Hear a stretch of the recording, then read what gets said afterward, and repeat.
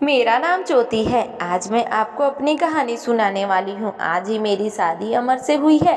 शादी एक अच्छे बड़े घर में हुई है। पैसों की कोई कमी नहीं थी। मैं अपने और मेरे पति अपने आप को बड़े खुशनसीब मानते थे कि हमें ऐसा घर मिला। कभी रिश्तेदार भी कह रहे थे कि ज्योति के तो भाग खुल गए, किस्मत वाली है। हम लोग उनके मुकाबले कुछ भी नहीं है। पिताजी के पुरानी परिचित होने की वजह से मेरी शादी उस घर में हो गई। शादी के बाद मैं पहली बार उस घर में आई। घर में जाते ही मुझे पता चला कि वो लोग कितने बड़े हैं। घर बहुत बड़ा था।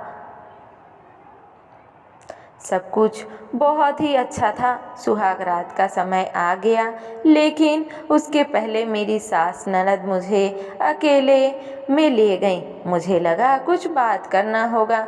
उनके चेहरे उतरे हुए और डरे हुए थे, जैसे कि कोई बात वो मुझसे कहना चाहते हो। मैंने उन्हें पूछा, क्या हुआ, आप दोनों इतने डरे क्यों हैं?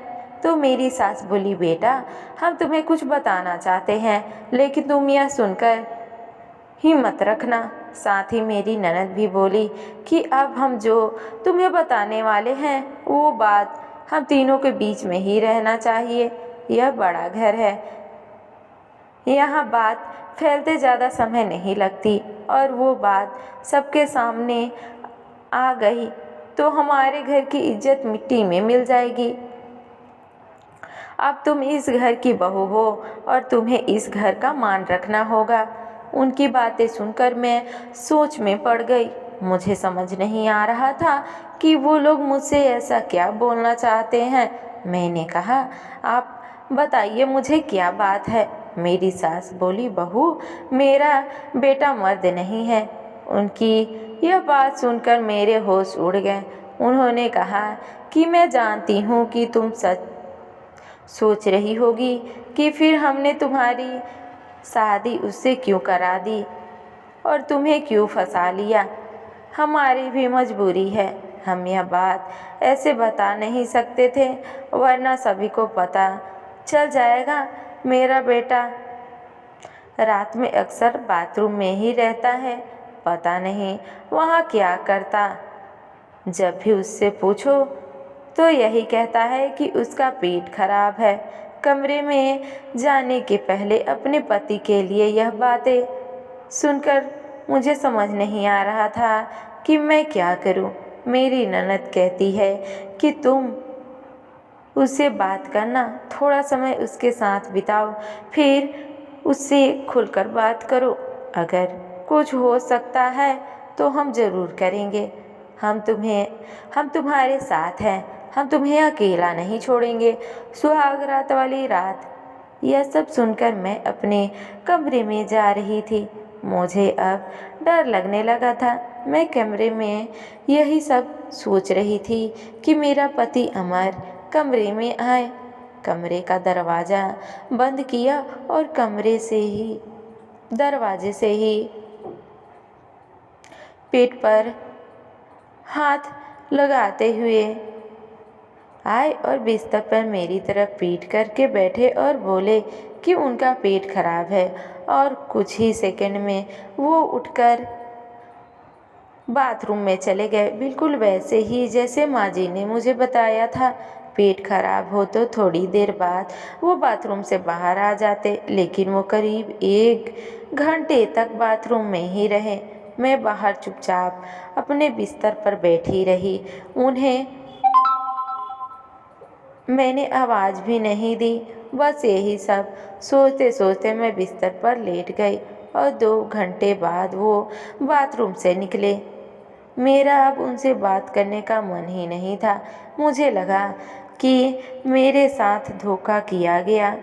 वो भी चुपचाप अपने बिस्तर के साइड पर जाकर सो गए। सुबह मैं अपने आप को खुशकिस्मत मान रही थी और रात होते होते अपनी किस्मत को कोसने लगी। सुबह मैं जल्दी जल्दी उठी और बाथरूम में गई। बाथरूम में जैसे ही गई तो मेरे होश उड़ गए क्योंकि बाथरूम में एक नई नाइटी थी, साथ ही मेकअप का सामान। यह सब क्या था मुझे समझ नहीं आ रहा था। एक ऐसे इंसान से मेरी शादी क्यों करवा दी। सुबह मेरी सास और ननद ने मुझसे पूछा, क्या हुआ बेटी। रात में मैंने कहा वही जो आपने बताया था। यह कहकर मैं रोने लगी। मेरी ननद ने कहा, माँ मैं कह रही थी कि ऐसी किसी लड़की की ज़िंदगी खराब मत करो, लेकिन तुम सभी ने मेरी बात नहीं मानी। अब यह क्या ऐसे ही घुट घुट कर यहाँ रहेगी। मेरी सास बोली कि बेटा तू जो भी फैसला लेगी हम तेरे साथ हैं, लेकिन ये सारी बातें किसी को पता नहीं चलना चाहिए। मैं अपने कमरे में आ गई और आते ही अपने बेड पर सो गई। फिर मेरे पति मेरे कमरे में आए, पर मुझे उनसे बात करने का बिल्कुल भी मन नहीं था। मैं अपने बिस्तर पर साइड में सो गई, क्योंकि अब बात करने को कुछ बचा ही नहीं था। उन्होंने भी अभी तक कुछ बात नहीं की। उसकी वजह भी मैं जानती थी। थोड़ी देर वो बिस्तर पर बैठे रहे और फिर उठकर वो बाथरूम में चले गए। मैं समझ गई कि वो क्या करने गए थे। थोड़ी देर बाद बाथरूम से चीज़ें गिरने की आवाज़ आने लगी, कुछ टूटने की। थोड़ी देर बाद आवाज़ रुकी और इस बार वो जल्दी ही बाथरूम से बाहर आ गए। आकर बिस्तर पर सो गए। हमारे बीच कोई बात नहीं हो रही थी। मैं तो यह सोच ही रही थी कि मैं क्या करूं। यही सब सोचते सोचते नींद आ गई। सुबह जल्दी उठी और फिर मैं बाथरूम में गई, लेकिन इस बार बाथरूम में जब गई तो सब कुछ बिखरा हुआ था। नई नाइटी को फाड़ दिया था, मेकअप का सामान बिखरा हुआ था। बाथरूम में के कचरे में एक कागज़ भी था जिस पर लिखा था, टू माई ब्यूटीफुल वाइफ। मेरे मन में अब शक आया कि यह सामान और कपड़े कहीं मेरे लिए तो इन्होंने नहीं रखे। लेकिन फिर मैंने सोचा कि मेरी सास और ननद मुझसे झूठ क्यों बोलेंगी। अभी मैंने उनसे कुछ बात नहीं की। सुबह मेरी सास और ननद फिर मुझसे सहानुभूति जता रही थी। मुझे उनकी बातों से लगा कि वो चाहती हैं कि मैं अमर को छोड़कर इस घर से चली जाऊं। मुझे अब मेरी सास और ननद पर शक हुआ। मैंने घर की पुरानी नौकरानी से बात की। मैंने बातों ही बातों में उससे पूछा कि अमर कैसे हैं।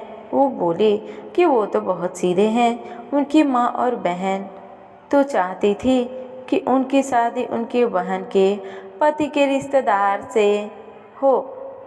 बहन और माँ तो बहुत कोशिश की, लेकिन उनके पिता नहीं माने और उनके दोस्त के परिचित यानी कि आपसे शादी करवा दी। वो दोनों तो आपकी शादी के खिलाफ थे। कई दिनों तक घर में विवाद भी हुआ था, लेकिन तुम्हारे पति अमर पापा जो बोले वही करेंगे। मुझे अब पता चल गया था कि मेरी सास और ननद मुझे क्यों भगाना चाहती थी, लेकिन उन्होंने मुझसे झूठ कहा। उन्होंने शायद अमर को कुछ कहा होगा। रात अब मैं अमर से बात करने का इंतज़ार कर रही थी। वो कमरे में आए तो उनके मुंह तो उतरा हुआ था। यह पहली बार था जब मैं उनसे बात करने वाली थी। उनके आते ही मैंने कहा, आप मुझसे कुछ बात करना चाहते हैं। वो बोले, अब बात करने को रखा क्या है। पापा का विश्वास था कि वो अच्छा घर है, इसलिए मैंने माँ और बहन की न सुनकर तुमसे शादी की और तुमने सच छिपाया। मैंने कहा, क्या सच। यही सच कि तुम मुझसे शादी नहीं करना चाहती थी। तुम्हारी शादी जिंदगी में अभी भी कोई और है, यह बात तुमने ही तो माँ को बताई थी। घर की इज्जत और पापा के कारण मैं चुप हूँ, कुछ कदम नहीं उठा रहा, और मैंने यह भी देख लिया सुहाग रात रात जिंदगी में बहुत स्पेशल होती है, लेकिन मेरे बाथरूम में 2 घंटे रहने पर भी तुम्हें फर्क नहीं पड़ा। माँ ने सही कहा कि तुम आवाज़ भी नहीं दोगी, बात भी नहीं करोगी। मैंने बोला, बाथरूम में रुकने को तुम्हें कहा था, और वो कपड़े और मेकअप वो मेरी बहन ने रखा था। कहा था पहली रात का गिफ्ट है तुम्हारे लिए, बाथरूम में रखा था। मैं उठकर उनके पास गई और उन्हें कहा, आपको पता है उन्होंने मुझे कहा था।